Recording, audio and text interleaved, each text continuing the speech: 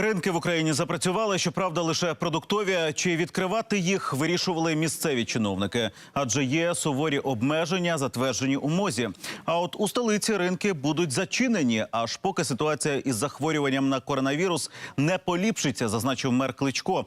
Тож чи дотримуються на українських базарах маскових та дистанційних вимог? Зараз побачите. У Чернівцях, де виявили перших інфікованих коронавірусом, ринків повністю і не закривали. Торгують винятково продуктами. А от без маски на ринки перестали пускати лише тиждень тому. Хоча місто місяць як на карантині. Не всі придерживаются, но большинство приходят в масках і рукавичках.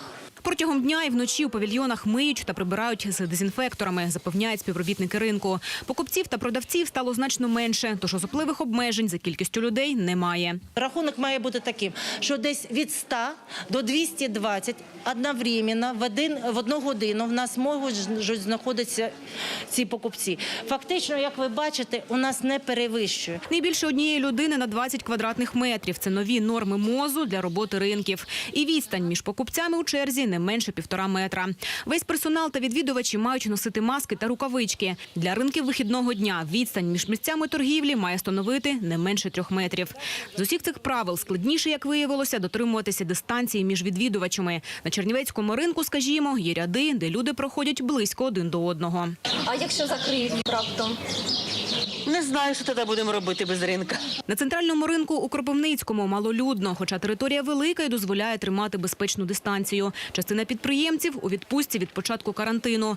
Ті, що лишилися, дотримуються санітарних вимог, але скаржаться – торгівлі немає. Люди бояться ходити, то по дзвонку, по заказах.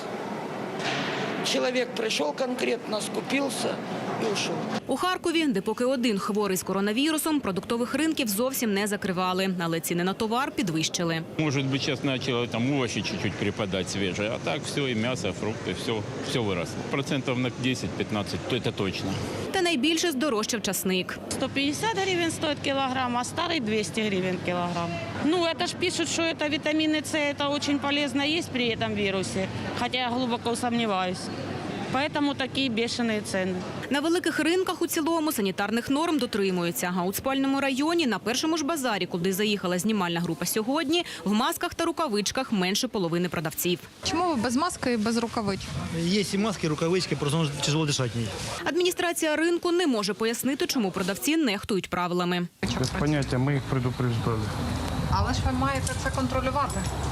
Хорошо, ми будемо контролювати. Продавців без засобів захисту дирекція ринку не має допускати до роботи, пояснюють в мерії. Порушників штрафуватимуть. А от примусити покупців вдягнути маски не може ніхто. Таких повноважень немає ні у кого. Є обов'язаність людей соблюдать масочный режим, потому что это одно из условий нераспространения вирусной инфекции. Я отак кажу. У Києві, де найбільша кількість хворих на ковід, ринки не працюватимуть навіть після дозволу МОЗу. Це відбудеться тільки за умов поліпшення ситуації в столиці. В Києві працюють продуктові магазини і супермаркети. Нестачі продуктів сьогодні немає. Перевірка сьогодні показала, що торгівлі дійсно немає. Столичні ринки зустрічають замками на воротах, порожніми рядами, де прогулюються лише охоронці. Оксана Зінковська, Анна Бровко, Ірина Антонюк, Генрієта Беух. Новини сьогодні.